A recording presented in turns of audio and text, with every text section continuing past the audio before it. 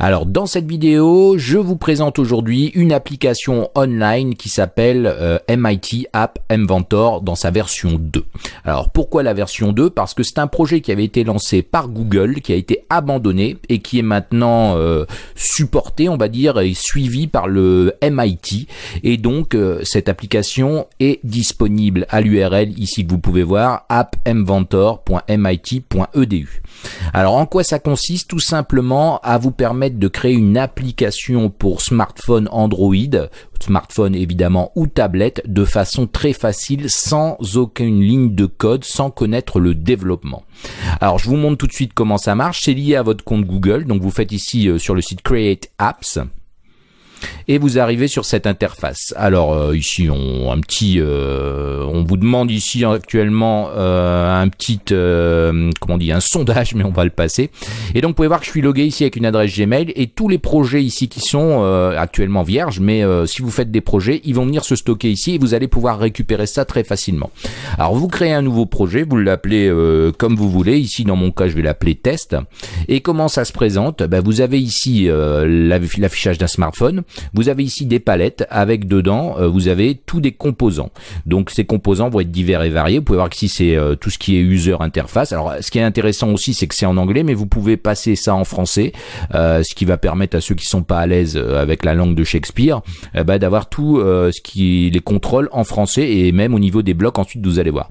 Donc vous avez des contrôles comme des boutons, des sliders, des zones de texte de saisie. Vous avez ici dans la disposition tout ce qui va être arrangement au niveau de l'interface. La palette média, tout ce qui est caméra, caméscope pour utiliser ça au niveau de votre smartphone, et vous en avez plein d'autres, du dessin pour faire des jeux, les capteurs de l'appareil, comme si vous voulez utiliser le capteur GPS, le capteur NFC, le capteur d'orientation, etc. Vous avez ici une horloge pour récupérer le temps système ou faire des timers, parce que c'est important.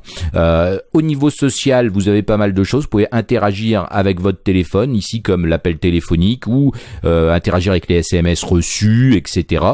Vous avez d'ailleurs, vous pouvez faire très facilement ici avec les médias, il me semble, vous pouvez utiliser la reconnaissance vocale ou le texte à parole, text to speech, ou la traduction d'ailleurs, un service de traduction instantanée. Franchement, je l'ai testé, c'est super facile à utiliser. Vous pouvez très bien faire lire vos SMS très facilement.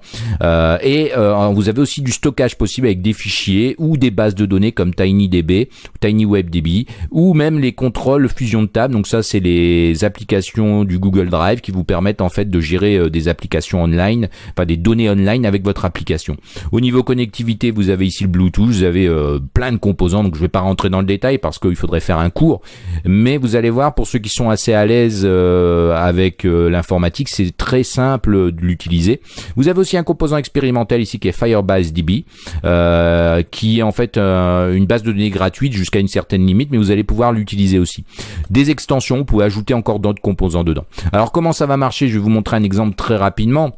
Alors on va prendre ici un composant label qui affiche du texte. Pour ceux qui ont fait un peu de développement, ça va vous parler. Je peux ici modifier ses propriétés dans la colonne de droite.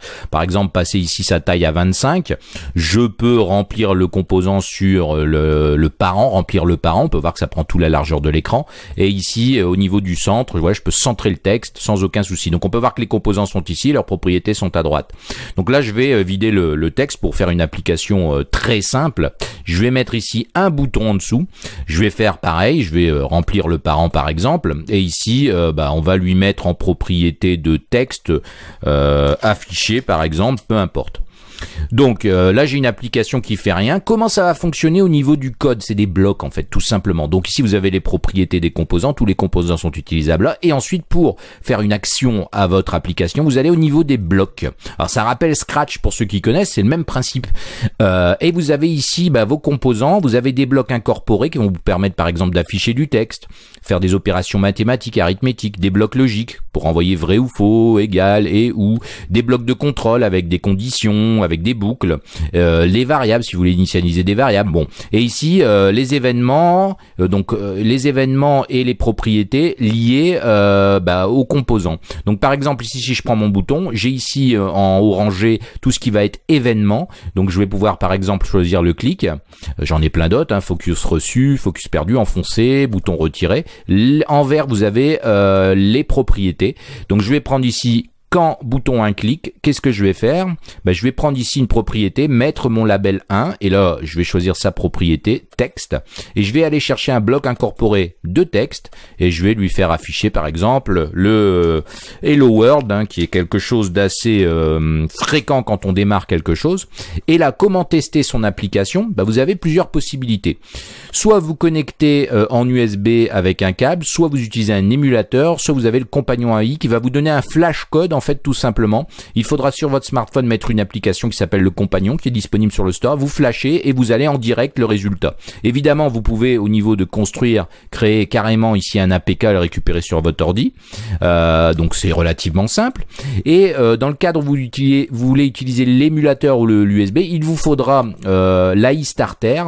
Donc c'est un programme que vous allez retrouver, qu'il faudra installer sur votre machine. Alors pour récupérer le starter qui fait partie du pack Tools, vous allez de nouveau sur la page d'accueil de MIT App Inventor, vous cliquez ici sur Get Started Start et vous avez ici les setup instructions. Donc ça va être simple, on va vous expliquer ici quelle méthode vous voulez utiliser. Vous avez d'ailleurs ici le lien vers le Google Play par rapport à l'application que vous pouvez installer sur votre smartphone qui est MIT AI2 Compagnon. Donc qui vous permet tout simplement de faire une liaison sans câble, sans rien. En fait, vous allez scanner un QR code et vous allez pouvoir tester votre application en live sur votre smartphone sans rien, sans raccorder. Ça va passer par les serveurs du MIT App Inventor et en fait vous allez récupérer le code tout simplement sur votre smartphone, mais vous pouvez aussi l'installer comme ça, donc c'est quand même très intéressant. Alors nous, ce qui va nous intéresser, je vais revenir ici sur la première page, c'est une des trois méthodes, donc la recommandée en Wi-Fi avec le compagnon.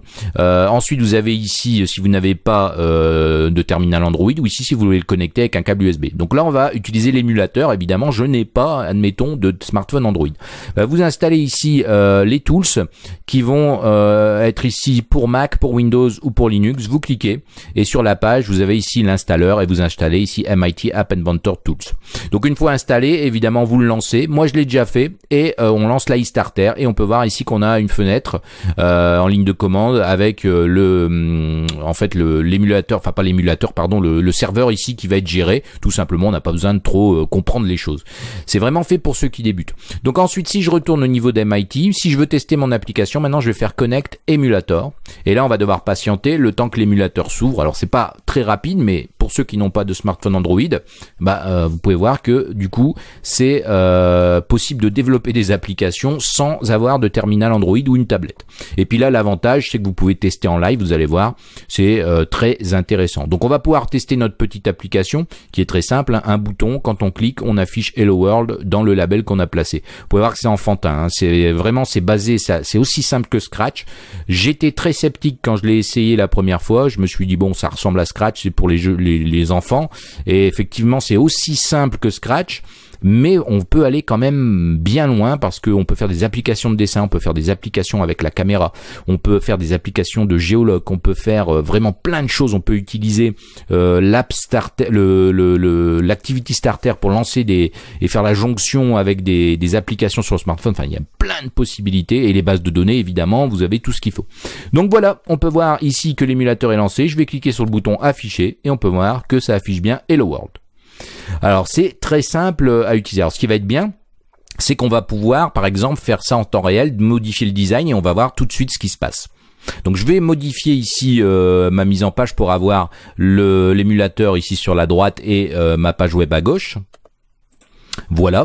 Et donc ici vous avez bien compris le principe. Je pourrais aussi par exemple si je vais au niveau du label, j'ai d'autres possibilités. Par exemple je peux changer le font size en cliquant sur le bouton. À ce moment là je vais pas affecter ici un bloc de texte, mais je vais afficher des maths, un bloc de maths, et je vais dire par exemple qu'il passe à j'ai mis 25, je vais mettre 35.